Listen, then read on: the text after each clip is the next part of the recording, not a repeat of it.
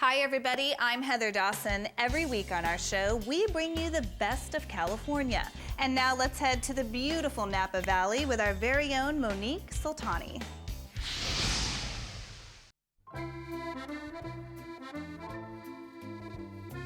Founded in 1847, Napa Valley sits 60 miles northeast of San Francisco and produces some of the world's finest wines. But the region's roots run much deeper. Napa has so much history, which is a really interesting part of the culture here. Things that people don't know aside from the grapes is that patent leather was invented in Napa. The loudspeaker was invented in Napa as well. The area was first founded by the Mexicans who gained the control of the land after the revolt from Spain. And they came here to build their missions, the Sonoma Mission, and they used Napa to plant grass for their cattle and to grow mission grapes, which kind of started the whole wine thing here. In 1965, Robert Mondavi put Napa Valley wines on the map.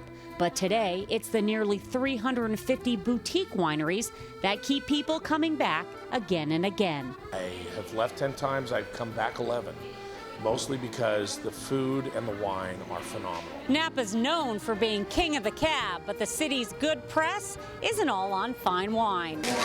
From cocktails to coffee, Leslie Rudd's latest creation, Press, is setting the standard for steakhouses in the valley and receiving rave reviews. If art's more up your alley, then Napa Valley Museum is right in the heart of it all. The Napa Valley Museum is an established institution that goes back to 1973. They have a permanent collection of regional artifacts, geological specimens, and art. And our focus is to be a cultural center for the valley, promoting the art and history of the region. If you're taking a trip to wine country, then take some advice from the experts before planning your excursion. I recommend going to South Napa to experience the rolling hills of Carneros and the amazing Pinot Noirs that they make down there. Going to the Bale Mill, which is the bale grist mill built by Dr. Bale in the late 1800s, and it was one of the first mills here in Napa that really supported the valley. And heading up to Calistoga to see the total difference of what sort of an Old West town still is today. It's very quaint and a wonderful part of the valley. Whether you prefer wining and dining or a swing on the green, Napa's a destination bubbling with diversity and a landscape worth looking into. Bringing you the best in California, from Napa, I'm Monique Soltani. It's one of the last big traveling circuses left in the United States. I'm Audra Stafford, and coming up on California Life, I'll take you behind the scenes of Circus Vargas.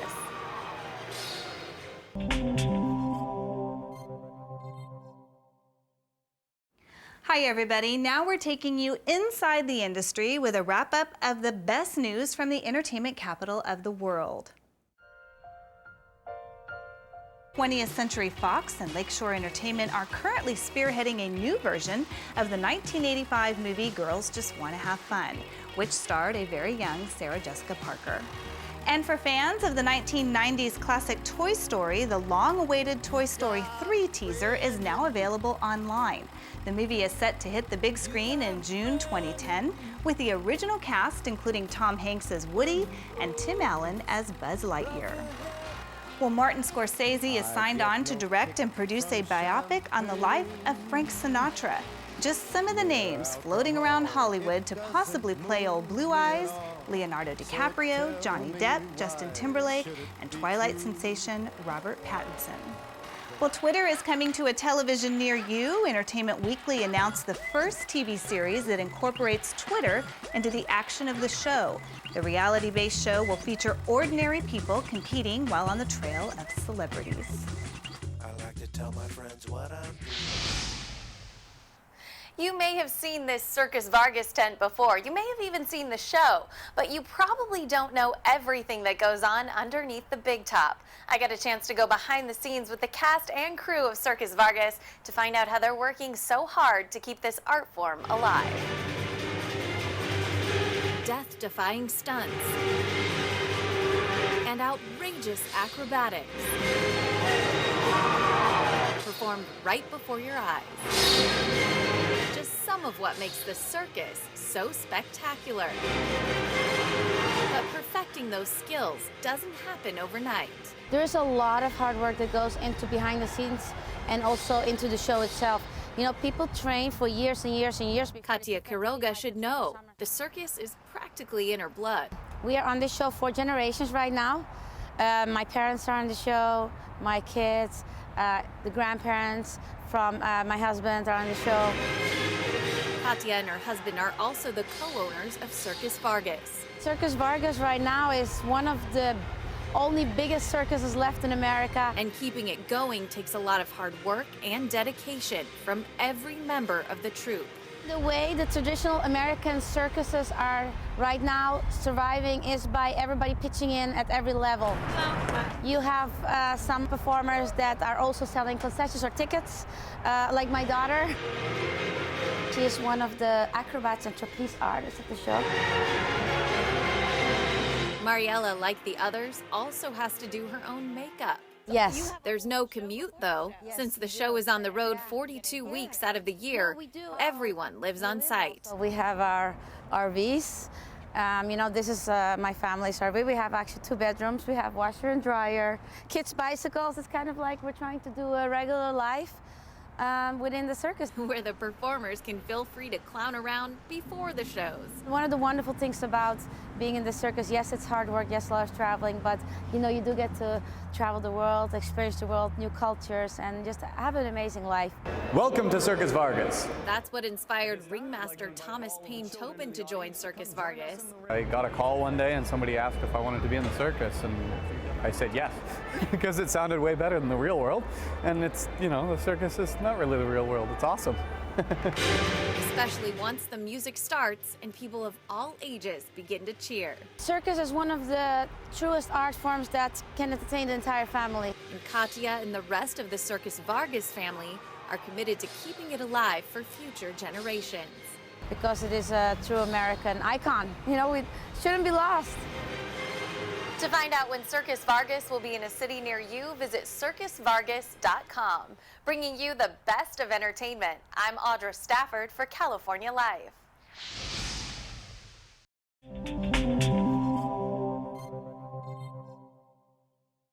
There are 28 million small businesses in the U.S., and nearly 4 million of those are here in California. They are very much part of the backbone of the economy. But as many of you know, owning a small business is not without its challenges. One of the biggest obstacles for small businesses is having the budget to keep up with the competition. Tech expert Mark Saltzman says the right tools can help keep them on their game without breaking the bank. I have partnered with a few of my tech brands, my favorite brands, that where these products can really help small businesses get more done in less time. First up, the LG Gram. Whether you're in the office or you're on the go, every second counts. This is a sleek business laptop that pushes the boundaries of portable computing thanks to its gorgeous screen, compact and durable design as well. Plus, the 13-inch model here weighs in at just over 2 pounds, so it's incredibly light.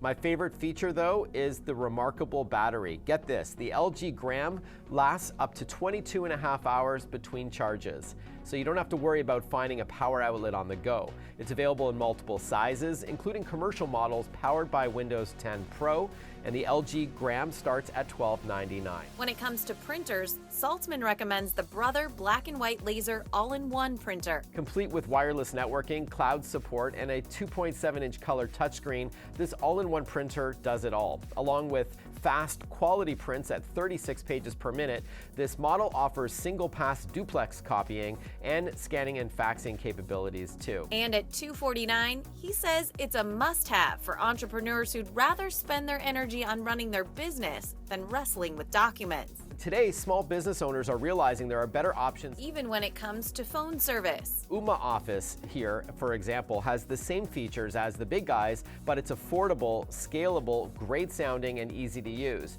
You can generate more sales and create a better customer experience with this cloud-based VoIP system.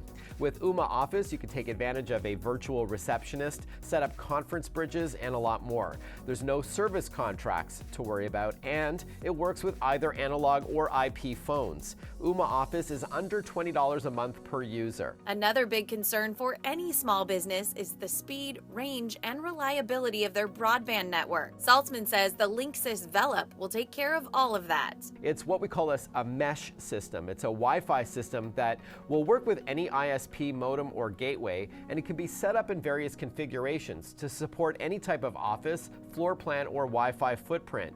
You choose which Velop system to go with, as it's available in a 1, 2, or 3-pack option, with each node providing up to 2,000 square feet of coverage. You use the Linksys app to set it all up, each node, and then you easily manage the network from that same smartphone or tablet app. Velop starts at $199. Running a small business takes a lot of time, energy, and money. If you buy the right technology, though, you can really stretch your dollar. So that all of your hard work pays off. Bringing you the best of technology, I'm Audra Stafford for California Life. My bones feel like shattered glass. I feel like there's lava moving through my veins. So weak you can't even sit up in bed. These are just a few of the excruciating symptoms Mary has been living with for more than 2 decades. The pain of attacks is incompatible with life. Mary suffers from acute hepatic porphyrias. So they are a group of 4 genetic diseases that are all quite rare. These diseases present with episodic but severe and potentially life-threatening neurologic attacks that primarily affect women during their reproductive years. Symptoms of AHPs include severe diffuse abdominal pain, nausea, and dark reddish urine. But also other neurologic symptoms such as weakness, numbness, and even mental status changes. Because these symptoms mimic other more common disorders, Dr. Bruce Wang says AHPs often go misdiagnosed for years. I was one of the lucky ones. It was during the 12th attack in 18 months that I was in the ER and had given a urine sample. And a doctor, not the one treating me, was walking down the hall and saw the urine sample sitting there that looked like the color of port wine. And he made a joke about it. And then came into my room and asked if I had ever heard of porphyria or if I had been tested for it. When I said no, he said, well, that's what we need to test you for. And the only reason he thought to test for porphyria, even though I had all the classic symptoms, was because he had just watched a movie about it 3 nights before that. The urine test is the best way to diagnose AHPs, and although there is treatment to stop acute attacks, Dr. Wang says there aren't any approved treatments for preventing them yet. Also, the company Alnylam is actively doing research and undertaking clinical trials. For more information about AHPs, visit porphyriafoundation.com. We're here in Huntington Beach at the final stop for the Jose Cuervo Pro Beach Volleyball Series. This is the stop beach volleyball has been waiting for as the U.S.'s most elite athletes battle it out for the championship title plus a $150,000 prize purse. Olympian Jake Gibb might have just returned from the London Games, but he's happy to be back to his home beach in time for the final tournament of the Jose Cuervo Pro Beach Volleyball Series. I'll tell you what, it's amazing to come back to this Cuervo event and play here in front of my home crowd. I'm really happy about that. I have nothing but love for Jose Cuervo because they kind of stepped in when we needed a tour in the U.S. We need something to thrive here so that we can stay at home and play in front of our family and friends and make a living. The heart-pounding volleyball was enough to get you to this beautiful beach, but the title sponsor, Jose Cuervo, is filling the sand with entertainment at the Cuervo Village with music, contests, and giveaways. It's just so much fun to be a part of a brand that is so passionate. The Cuervo Village is awesome because there's something to do for everyone. If you don't know volleyball, you don't really follow it, there's a rock climbing wall, there's a mechanical line you can ride, which is really fun, and it's just such a great event. There's so much more going on than just volleyball. There's music playing and people are just here to have a good time, so it's a lot of fun. Jose Cuervo was the first major sponsor of beach volleyball more than 30 years ago. They dove back in last summer when the sport needed a pro tour and announced their sponsorship of the Pro Beach Volleyball Series while declaring to always keep one of SoCal's most well-known sports in action. The Jose Cuervo Tour and the Jose Cuervo Village just bring a special element to this tournament and this sport. To be able to make a living by playing the sport that I love and enjoy every single day that I'm playing it, it's everything. I mean, I would not trade it for the world. Having Jose Cuervo back in the sport sport, and supporting beach volleyball is huge. I mean, they started over 50 years ago with the sport, and they're back supporting it. And for us as athletes and as professional volleyball players, it couldn't be better. The final tournament of the Jose Cuervo Pro Beach Volleyball Series was filled with remarkable moments to end the battle of the 2012 Pro Beach Volleyball Series. Visit www.josecuervoprobeachvolleyballseries.com for individual and team rankings. Bringing you the best of California from the Jose Cuervo National Championships. I'm Gabrielle D'Addario for California Life.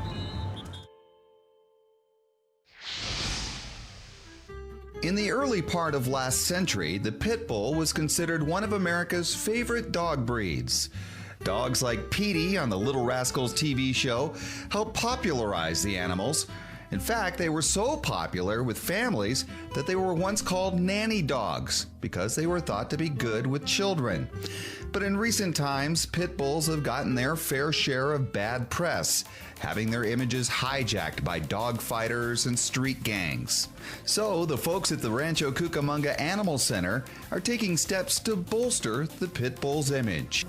I was tired of all the comments when people were walking through the kennels about the amount of pit bulls we have and asking questions like why are we keeping all these aggressive, mean dogs. And I know, and the staff here knows, and all the volunteers know that they're actually the sweetest dogs that we have. So I really wanted to do something that could, to try and reach out to the public to show them that these dogs are, potential family dogs. And that's where the new Pit Idol promotion comes in. It's a fun contest designed to educate residents about pit bulls and help clear up the many misconceptions, so in turn, these dogs can find good homes. We have to work twice as hard to get a pit bull adopted out as we do as, say, a golden retriever. When we have a golden retriever here, we have a line out the door because they've got a good image. I mean, that's basically what it comes down to. But most pit bulls that have been properly socialized, that have had the training, and they've been treated with human kindness, are the most lovable dogs that you can ever come across. They're the ultimate lap dog. For Victoria Johnson, Pit Idol represents one step forward in ending what she sees as breed discrimination. Well, to me, breedism is like racism. Prejudice based on just the look of someone or who they are is wrong, and we shouldn't tolerate it. We should look beyond that, and that's what I'm hoping Pit Idol is going to do, giving people a chance to look beyond their initial stereotypes. With Valentine's Day having just gone by and spring just around the corner, this is a traditional time of the year for love and romance. But for couples who've been in a committed relationship for a long time, keeping the passion going can be tough. Experts like Dr. Laura Berman point out that busy schedules, kids, and the daily stresses of life can all take a toll on intimacy in a relationship. It's hard to keep the connection going strong. It's very easy in the beginning of the relationship, what scientists call the infatuation stage of the relationship, when everything's new. But after a while, where a lot of the initial sheen has worn off the relationship and the dirty socks are on the floor and the kids are crawling all over you, it's really hard to make time and to keep that connection strong. And KY actually did a study that showed that 60% of people are really longing to recreate that feeling of falling back in love. But with the sheen off the relationship, Dr. Berman says couples can find themselves in a stalemate that often comes from misunderstanding how men and women express intimacy to each other. What women don't necessarily understand about men is the emotional closeness and connection that we get through kissing, cuddling, talking, sharing. Men get through the physical act of sex. So when you're not having sex in your relationship, he doesn't have that means to feel romantically and emotionally close to you. And then the less emotionally close to you he is, the less she wants to have sex. So it becomes this kind of sex romance stalemate, this negative cycle that can kick in and really fray the fiber of your connection to one another. So how do you get that lovin' feeling back? Dr. Berman says trying new things may be a place to start. For more from Dr. Berman, check out one of her many books or go to her website, laurabermanphd.com. I'm David Wiley for California Life. That's it for us. If you missed any part of our show, go to our website, californialifehd.com. See you next time.